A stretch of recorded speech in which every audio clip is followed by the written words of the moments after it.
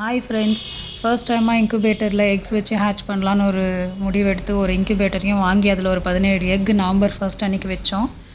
வச்சுட்டு ஒரு பாக்ஸில் தண்ணி ஊற்றி க்ளோஸ் பண்ணி வச்சுட்டோம். இதில் சென்சார் அண்ட் ஃபேன் எல்லாமே ரெடி பண்ணி வச்சுருக்கிறதுனால டெம்பரேச்சர், மாய்ஸ்சர் எல்லாத்தையும் இது அழகாக மெயின்டைன் பண்ணிக்குது.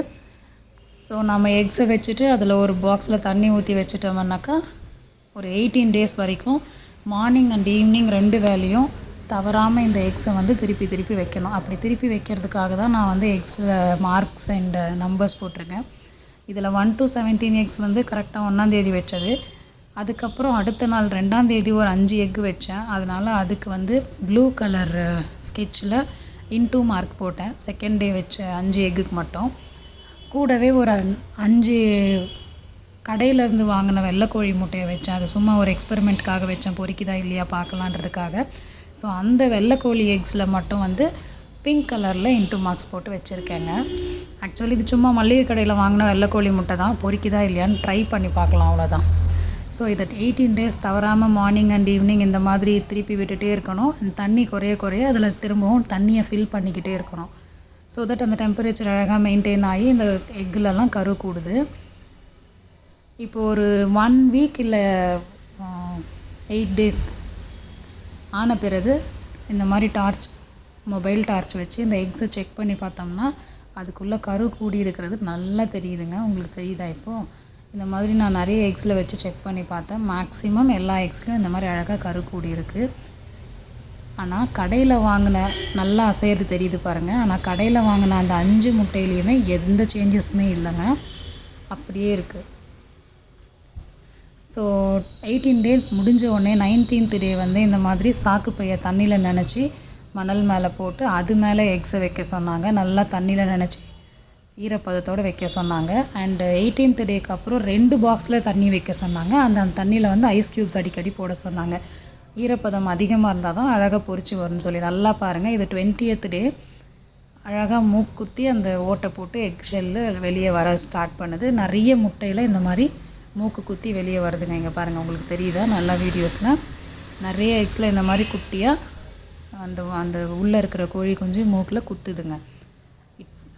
இன்றைக்கி இல்லை நாளைக்குள்ளே இது பொரிச்சிரும், அந்த மாதிரி இருக்குது. இடையில நம்ம அந்த 2 பாக்ஸ்லேயும் ஐஸ் க்யூப்ஸ் போட்டுகிட்டே இருக்கோம். அதில் ஏன் கயிறு சுற்றி வச்சுருக்கோன்னா பொரிக்கிறப்போ கோழி குஞ்சு அதில் விழுந்துடக்கூடாதுன்றதுக்காக.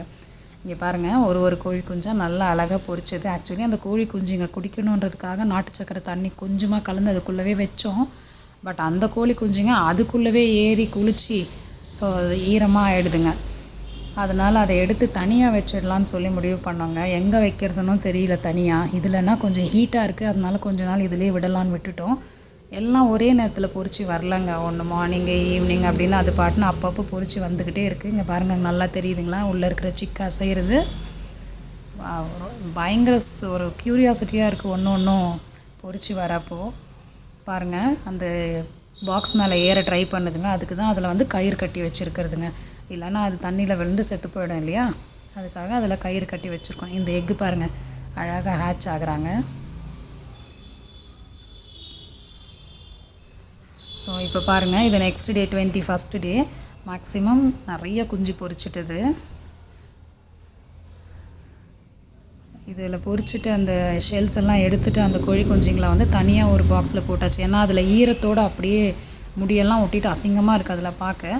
ஸோ அதனால் எடுத்து இதில் போட்டுட்டோங்க. ஆக்சுவலி பார்த்திங்கன்னா அதுக்கப்புறம் இந்த நம்ம செகண்ட் டே வச்சோம் இல்லைங்களா, அந்த முட்டை மட்டும் இன்னும் பொரிக்கவே இல்லை. அதனால் இப்படி ஒரு பார்ட்டிஷன் போட்டு தனித்தனியாக வச்சுட்டோங்க.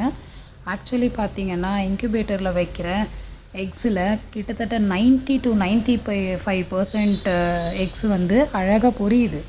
பட் என்ன பிரச்சனைனா, அப்படி பொரியிற சிக்ஸில் நிறைய ஹேண்டிகேப்டாக பிறக்குதுங்க. கால் சரியாக இல்லாமல் அப்படி பிறக்குதுங்க. அதனால் அதுங்க சரியாக இல்லாமல் இறந்துடுது. நிறைய சிக்ஸ் நெக்ஸ்ட் டேவே இறந்துருச்சுங்க. ஒன் ஃபுல் டே கூட அதுங்க இல்லை.